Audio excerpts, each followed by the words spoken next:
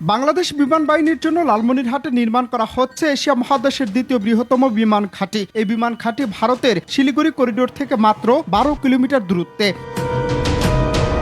অত্যন্ত শুরুতেই করিডোর দিয়ে ভারতের মূল ভূখণ্ডের সাথে পূর্বাঞ্চলীয় সাতক্ষীরার যোগাযোগ রক্ষা করে লালমনিরহাট বিমানবন্দর থেকে মাত্র 2 মিনিটে ভারতের শিলিগুড়ি করিডোরে হামলা করা সম্ভব। বাংলাদেশের চিকেন নেক এর কাছাকাছি বিমান ঘাঁটি নির্মাণ করায় আপত্তি জানিয়েছে ভারত।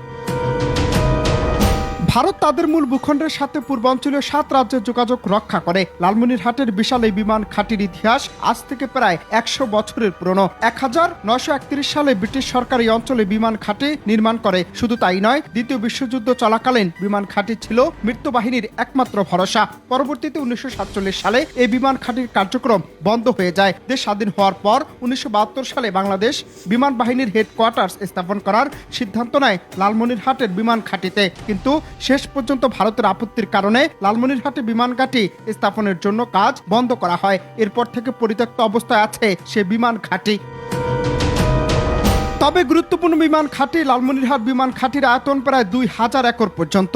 এই বিমানবন্দরে 4000 কিলোমিটারের মধ্যে রয়েছে এমন অসংখ্য যুদ্ধ বিমান অবরোধ করা সম্ভব হবে, যেটি ভারতের দুশ্চিন্তার অন্যতম কারণ বর্তমানে। কারণ লালমনিরহাটের বিমান ঘাঁটি এতটাই বিশাল যে সেখানে কমপক্ষে 50 থেকে 70টি যুদ্ধ বিমান একসঙ্গে উড্ডয়ন করতে পারবে। দীর্ঘদিনের হাসিনার সাথে তাল মিলিয়ে বাংলাদেশের উপর যে কর্তৃত্ববাদী ক্ষমতা প্রয়োগ করছিল ভারত, তা অচিরেই শেষ হয়ে যাওয়ার খবরে নড়বড়ে অবস্থা হয়েছে বর্তমান ভারত সরকারের। শাসনবাদী অবসান হওয়ার পাশাপাশি হুমকির মুখে পড়ার আশঙ্কা থেকেই নানান তালবাহানা করছে ভারত সরকার।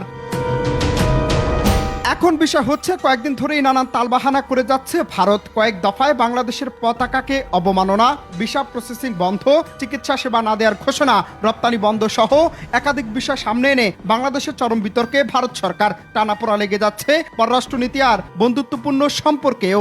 আমরা একটি সিদ্ধান্ত নিয়ে বিজ্ঞপ্তি জারি করেছি যে আমরা আজ থেকে অনির্দিষ্টকালের জন্য কোনো রকম বাংলাদেশি পেশেন্টকে অ্যাডমিট অথবা কোনো রকম মেডিকেল পরিষেবা দেব না। আবার এই বিশাল বিমান ঘাঁটি ভারতের চিকেন নেকের খুব কাছাকাছি অবস্থান হলেও বহু গুণের কারণে ভারত অ্যাটিলারি দিয়ে বিমান ঘাঁটি ধ্বংস করতে পারবে না। কারণ লালমনিরহাটের সীমান্তের ওপারে তিস্তা নদীর অববাহিকা ঘন ঘন জঙ্গলে ঘেরাও, এজন্য সেখানে স্থলপথে সেনা মুভমেন্ট করা অত্যন্ত কঠিন। অপরদিকে বাংলাদেশ বিমান বাহিনী এই ঘাটে ব্যবহার করে মাত্র কয়েক মিনিটের মধ্যেই শিলিগুড়ি করিডোর ধ্বংস করে দিতে পারে। আর শিলিগুড়ি করিডোর ধ্বংস করে দিতে পারলে ভারতের মূল ভূখণ্ডের পূর্বাঞ্চলীয় 7 রাজ্যের যোগাযোগ সম্পূর্ণ বিচ্ছিন্ন হয়ে যাবে। টানা কয়েকদিনের ভারতের অযৌক্তিক কর্মকাণ্ডের প্রশ্ন জাগছে নানান মহলে। 2 ডিসেম্বর ভারতের বাংলাদেশের দূতাবাসে অপ্রত্যাশিত আক্রমণ, বাংলাদেশের জাতীয় পতাকাকে ছিঁড়ে ফেলা সহ এমন বেশ কয়েকটি কাজে মুখ খুলতে শুরু করেছে বাংলাদেশের বর্তমান অন্তর্বর্তীকালীন সরকার। মমতা ব্যানার্জির বাংলাদেশ ইস্যু নিয়ে শান্তিরক্ষা বাহিনী পাঠানোর মন্তব্যে কড়া বার্তা দিয়েছেন পররাষ্ট্র উপদেষ্টা তৌহিদ হোসেন।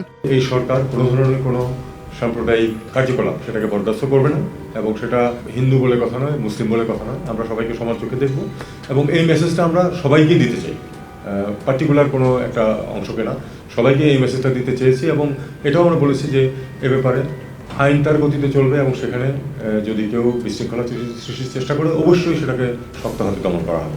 এই মেসেজটা সবার কাছে গেছে। এখন আপনি যেটা বলছেন যে পার্টিকুলার কাউকে, এটা আমরা যখন সরকারি পর্যায়ে যখন কোনো রিয়াকশন আমরা দেখি, আমরা সেটা প্রতিবাদ করি সরকারিভাবেই, সেটাই। আর বাকিটুকু আমরা ইন জেনারেল টার্মসে আজকে কথাবার্তা বলেছি। আমরা তো কোনো কাউকে দোষারোপ করার জন্য আসি, আমরা শুধু আমাদের অবস্থানটাকে শক্তভাবে উল্লেখ করার জন্য এসেছি।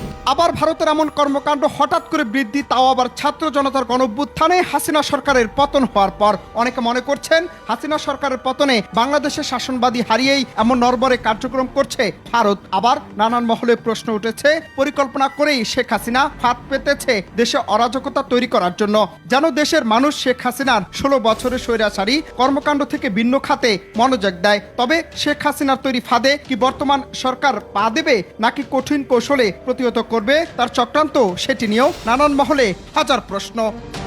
অনন্ত হাসান মাসুদ, বাংলা টিভি, ঢাকা।